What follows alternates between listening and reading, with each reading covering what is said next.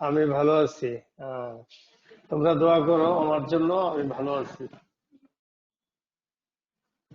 আর hello. বেশি ভালো না স্যার, ঘরে বন্দি।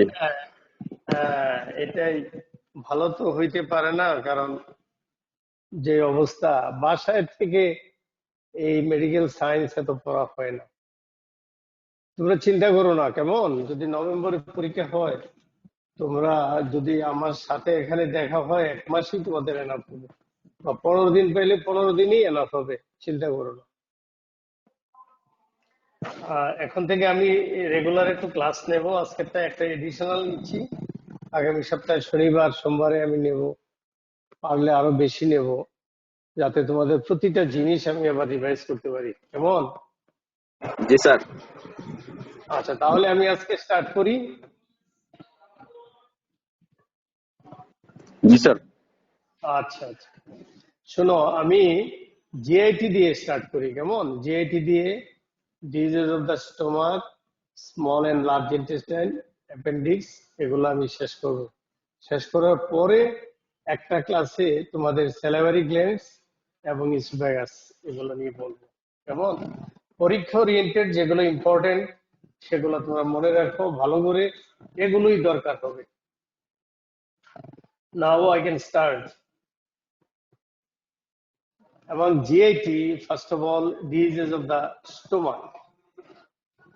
স্টোমাকের যে ডিজিজ সেগুলো আমরা বলবো acute gastritis, acute gastric ulceration, chronic gastritis, peptic ulcer disease, and malignant tumors of the stomach. First of all, acute gastritis. These acute gastritis are usually asymptomatic, or patient may come to you with mild symptoms. The symptoms are epigastric pain, nausea, and vomiting. So this is acute gastritis. This acute gastritis you can define transient inflammation of the gastric mucosa. Transient inflammation of the gastric mucosa.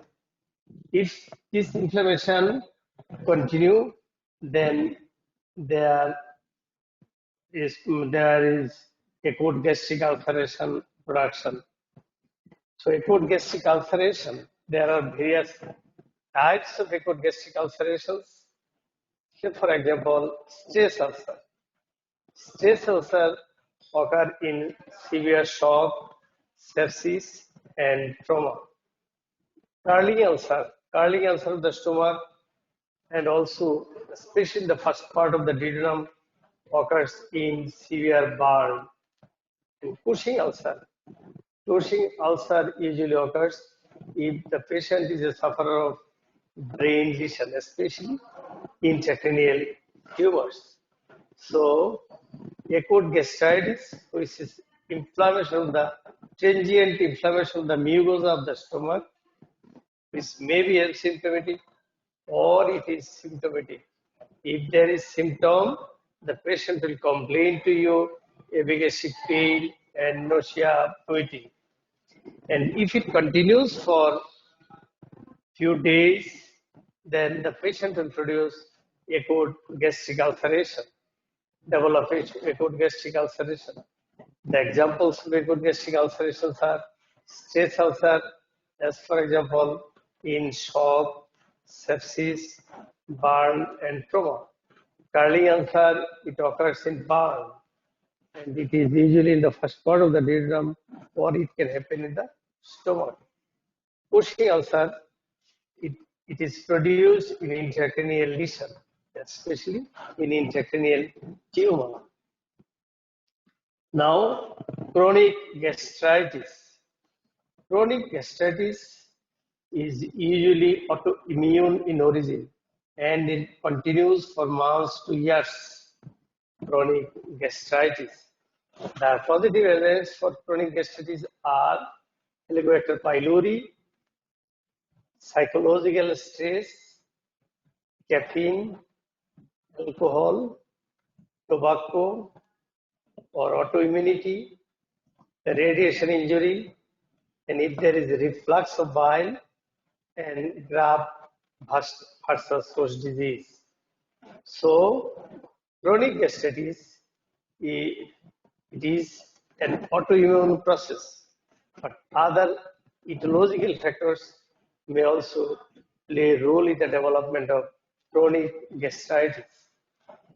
The agents are Helicobacter pylori, psychological stress, caffeine, tobacco, alcohol, autoimmunity, radiation injury, and reflux of bile, and graft versus host disease.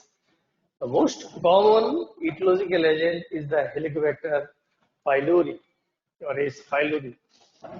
Now, how H. pylori causes chronic gastritis? H. pylori is a gram-negative flagellated bacilli. It's a gram-negative flagellated bacilli. So it has flagella and it secretes urease, adhesin, and toxin. This flagella helps in the movement of this Helicobacter pylori in the mucosa. So this motility is an important role for the development of chronic gastritis. It secretes urease. Urease is an enzyme which break down urea to produce ammonia. As a result of which, there is increased pH in the environment. If the pH is increased, then there is change in the environment. So there occurs mucosal laceration and mucosal ulceration, ultimately production of chronic gastritis. It also secretes a protein-like material named adhesin. Adhesin causes H. pylori to attach with the foveolar cell and causing injury. And toxin. Toxin is also secreted by the H. pylori and it helps in the process of formation of chronic gastritis. So chronic gastritis is usually an autoimmune phenomenon, but it can also occur in other causes in which the inflammation continues in the stomach for months to years. The causative agents are H. pylori, psychological stress, caffeine, alcohol, tobacco, autoimmunity, radiation injury, and reflux of bile in the stomach, and graft versus host disease. The most important cause is the Helicobacter pylori. It is a gram-negative flagellated bacilli. How it causes chronic gastritis? It has flagella by which it can swarm or it can move into the mucosa and helps in the formation of chronic gastritis. It secretes urease. Urease breaks down urea into ammonia, and ammonia increases the pH of the stomach, and increase pH stomach in which the stomach mucosa is vulnerable to injury. Then adhesin is a protein-like material secreted by H. pylori, which has affection or foveolar cell, by which H. pylori get attached to the foveolar cell and causing injury. It also secretes toxin. Toxin causes injury to the mucosa and causing chronic gastritis. Now, complication of chronic gastritis. The complication of chronic gastritis, number one, peptic ulcer disease, number two, mucosal atrophy, and intestinal metaplasia, and dysplasia, and ultimately there is production of gastric carcinoma, and also non-Hodgkin's lymphoma. So complications are peptic ulcer disease, mucosal atrophy, intestinal metaplasia, dysplasia, gastric adenocarcinoma, and gastric non-Hodgkin's lymphoma. Again, you must know if there is mucosal atrophy, there is less chance or no chance of absorption of vitamin B12, and ultimately the patient develop megaloblastic anemia. Now, peptic ulcer disease. Now, peptic ulcer definition, you must know definition, sites of peptic ulcer formation, diagnosis of peptic ulcer, and finally, complications of peptic ulcer. Now, definition. Definition of peptic ulcer. Acid pepsin digestion of the gastrointestinal mucosa either due to excessive acid secretion as it occurs in duodenum or reduced mucosal resistance as it occurs in stomach. So peptic ulcer, it is again I am defining peptic ulcer, acid pepsin digestion of the gastrointestinal mucosa.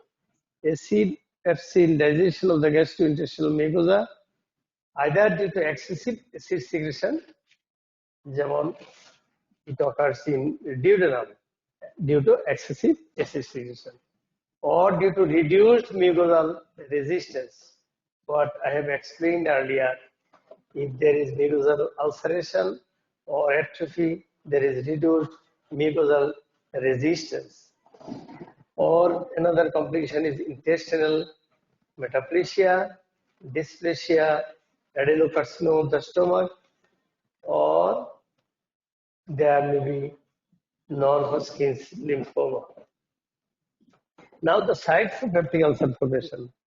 According to importance, the sites are first part of the duodenum, then the stomach, then in the esophageal lower end of the esophagus, then in the stoma after gastrojejunostomy, the Meckel's diverticulum, or in any part of the GIT in Zollinger-Ellison syndrome. I'm telling again the sites of peptic ulcer formation. First part of the duodenum, stomach, lower end of the esophagus, in the stump after gastrojejunostomy, in the Meckel's diverticulum, or in any part of the GIT in Zollinger-Ellison syndrome. Now, diagnosis. How will you diagnose such a case? For diagnosis, as a doctor, you will take history, then you will do clinical examination, then you will come for laboratory investigation. Among laboratory investigation, you can analyze gastric juice, or you can do barium meal X-ray of the stomach and duodenum, or you can do biopsy and you can take tissue for histopathological examination. So the diagnostic tools are, as a clinician or as a doctor, you will take proper history, then clinical examination. In the laboratory, you will do barium X-ray of the stomach and duodenum. Then you will do endoscopic biopsy and you will take tissue for histopathological study. So what histopathological changes that you will find in gastric ulcer?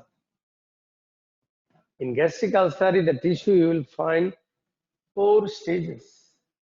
The superficial stage is stage of necrotic tissue, then stage of inflammatory cell infiltration, and the stage of granulation tissue formation, and finally stage of collagenization. So there are 4 stages. There are 4 layers you will find, 4 stages. Stage of the layers of necrotic tissue, then inflammatory cell infiltration, then granulation tissue formation, and finally collagen tissue formation. Now, complications of gastric ulcer. Now, these complications are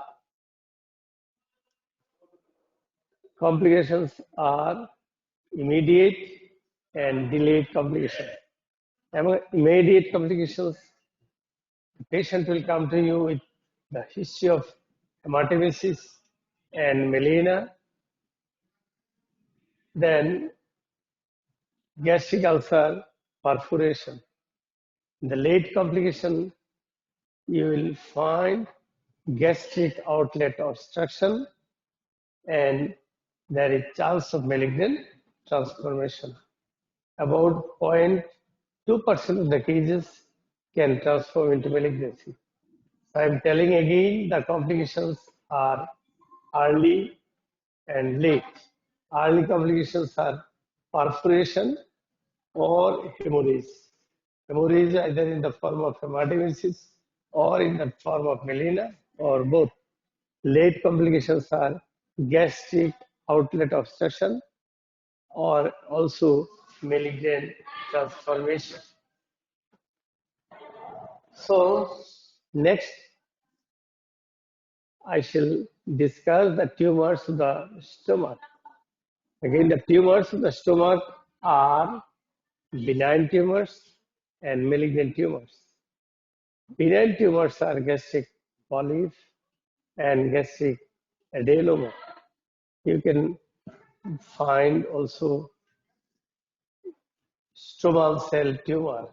The stromal cell tumor may be benign or it may be malignant. So the benign tumors are gastric polyp, gastric adenoma, and gastric stromal cell tumor. The malignant tumors are the most common one is the adenocarcinoma. The rest are non-Hodgkin's lymphoma and stromal cell malignancy and carcinoid tumor.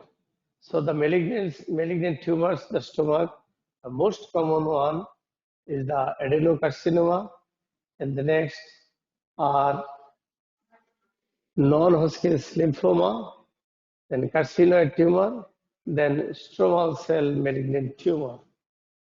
Now, adenocarcinoma, which is the most common tumor of the stomach, about 90% of the malignant tumors of the stomach are adenocarcinoma. This adenocarcinoma morphologically are of 3 types. One is the fungating type, another is the infiltrative type, and another is the ulcerative type. So fungating type, ulcerative type, and infiltrative type. And histologically, these tumors are 2 types. One is the intestinal type, and another is diffuse type. So one is intestinal type, another is diffuse type. Now, how will you diagnose gastric carcinoma in the laboratory? In the laboratory, you must do endoscopy and you will take endoscopic biopsy for histopathology. Now, what you will find in the histopathological examination? In histopathological examination, you will find mucin secreting malignant cell. This mucin secreting malignant cell, mucin causes pushing of the nucleus towards the periphery. So you will find what type of lesion is the cell. You will find signating appearance of the cell because this mucin content of the cell will push the nucleus towards periphery and it will look like a signating cell. So in most of the cases, you will find signating appearance of the cell. Now,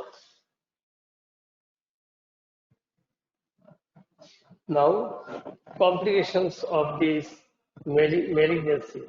The complications are again dermatogastric outlet obstruction, or as a result of complication, this cell, malignant cell, will metastasize to different organs, especially in the ovary. In case of female, in the ovary, and this metastasis is bilateral, and it is called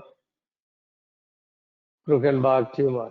This malignant cell also metastasize to regional lymph nodes and also in the left supraclavicular lymph nodes. The other malignant tumors are non-Hodgkin's lymphoma, and carcinoid tumor or malignant tumor, interstitial malignant tumor. Non-Hodgkin's lymphoma, it occurs not only in the stomach, it can also occur in the large gut, in the appendix.